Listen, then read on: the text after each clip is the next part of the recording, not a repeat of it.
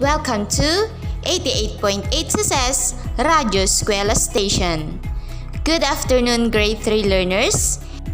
It's a pleasure to meet you on air since it has been a while we haven't seen each other in school.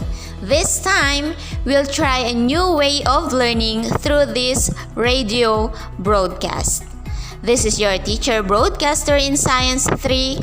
I am teacher Jennifer Makay and I will be along with you as we will be learning a new topic from the most essential learning competency. Describe the position of a person or an object in a relation to a reference point such as chair, door, or another person.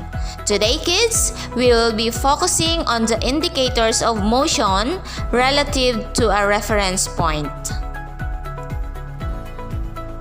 Let us fill the day with a smile as we start our new lesson.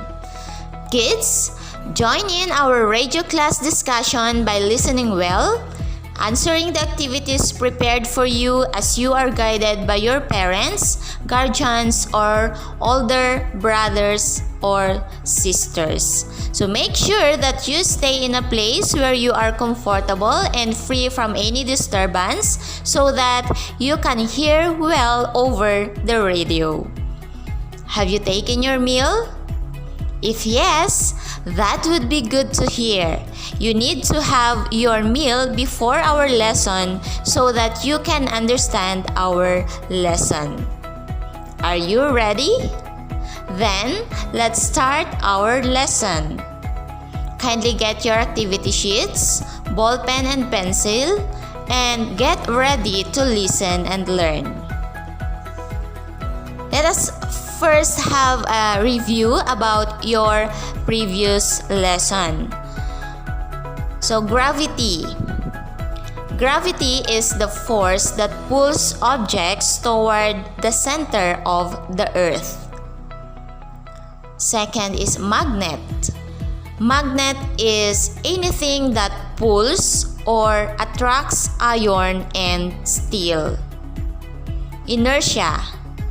Inertia causes an object to remain at rest and in motion when no force is acting on it.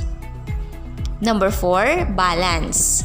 Balance forces are equal in size and opposite in direction. When forces are like this, there is no change in motion. Number 5, unbalanced forces. Unbalanced forces are not equal in size and opposite in direction. When forces are like this, there is a change in motion. Very good. You have recalled our past lessons. Now, we can move on to our lesson for today. This lesson will help you understand that an object moves when they change their distances, directions, or both from reference point. Later on, you will have another activity, so listen very well. I'm sure you can easily answer the activities as long as you focus on our lesson.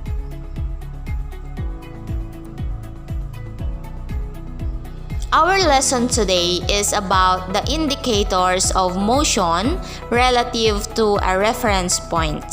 Please bring out your learning activity sheets and a pen. Look at the picture in your learning activity sheet.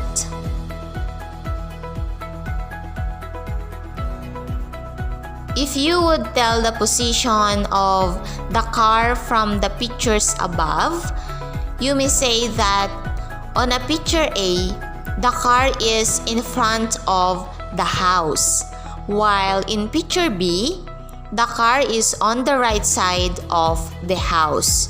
They are not on the same location.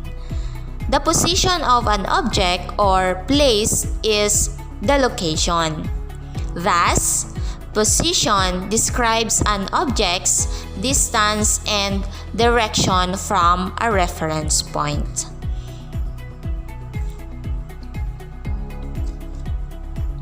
Kids, again, look at the illustration in your learning activity sheet. Study the illustration below. What is the distance traveled by the dog from the coconut tree? You're right, kids. The distance traveled by the dog from the coconut tree is 5 meters. The illustration above shows the direction and how far the dog walks in a relation to a coconut tree. The dog is in motion when we compared it to the coconut tree and the last location where the dog stopped. The coconut tree serves as the reference point. A reference point is a place where the observer is or the point of origin of something. Look at the illustration 2 in your learning activity sheet. How can you infer that the man in the illustration is moving? Okay, the picture above shows the man is in motion or moving because of the distance between the starting and ending positions. A change in position is evident that motion happened.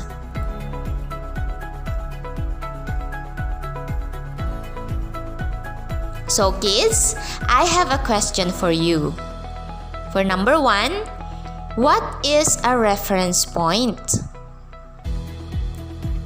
A reference point is the place where the observer is or the point of origin of something. For number 2, how can you say that an animal or a person is moving? Very good. Animals or man are in motion or moving because of the distance between the starting and ending positions.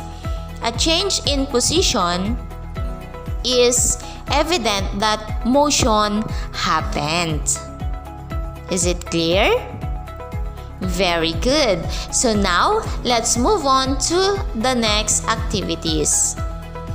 So prepare your learning activity sheet and have your paper and pencil.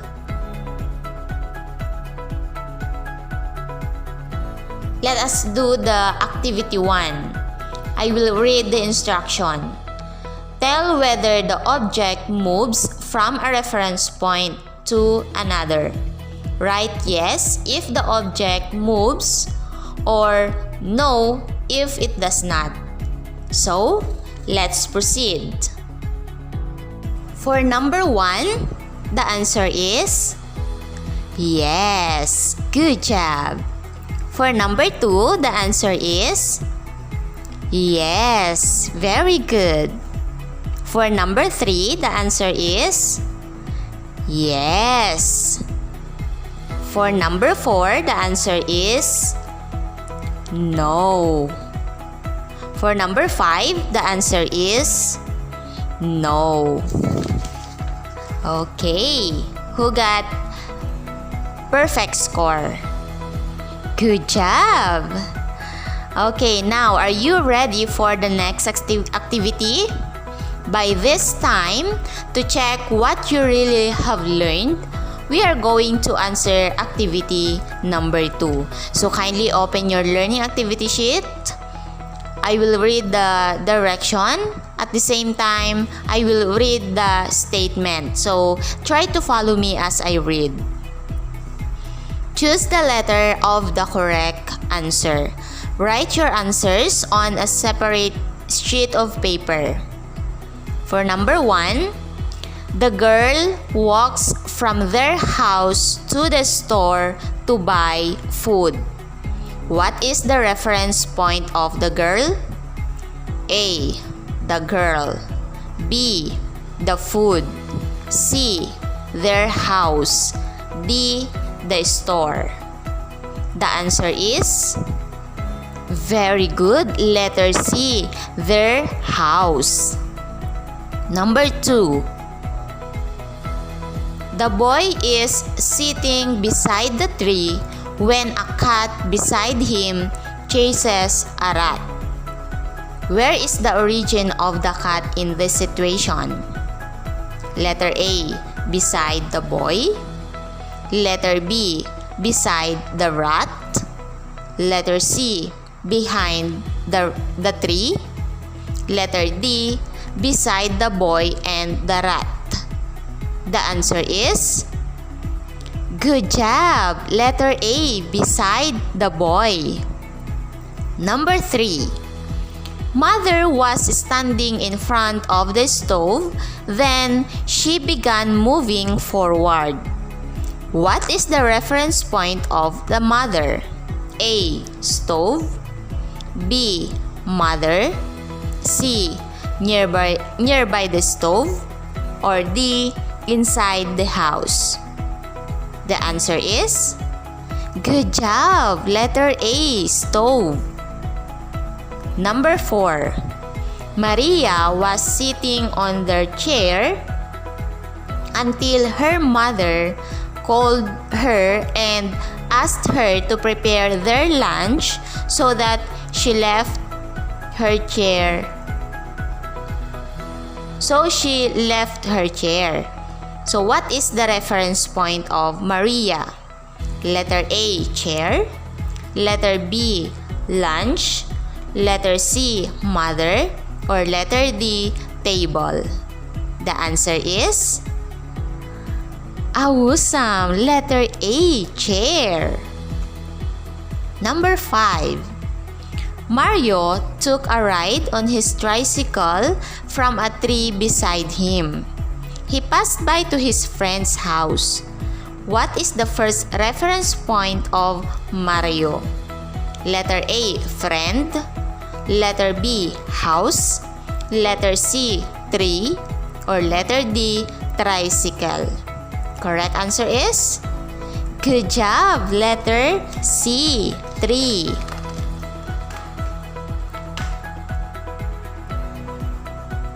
Clap your hands 5 times if you got a perfect score. I hope that you are enjoying answering the activities. Kids, for our next activity, let us see if you really understand the lesson. Okay? Let's proceed. I will read the direction. Activity 3. Complete the paragraph by supplying the missing words in the blank. Write your answers on a separate sheet of paper. I have learned that a change in position of an object is called blank. The blank describes an object's distance and direction from a reference point. The 3 things you have to consider in describing the position of an object are blank, blank, and blank. I will check your answers when your parents returned your last during the retrieval. So I am hoping that all your answers are correct. If not, it will be just fine. So as long as you try your best in our activity next week, keep your activity sheet and make sure that you will send that to me when your parents or guardians return it to school. So it is so nice to be with you today all throughout our discussion. I hope that you understood everything we have discussed. Once again, this is your Science 3 teacher broadcaster, Jennifer and Makay. Always remember, in science, anything is possible. Till next time, kids, God bless and stay safe at home.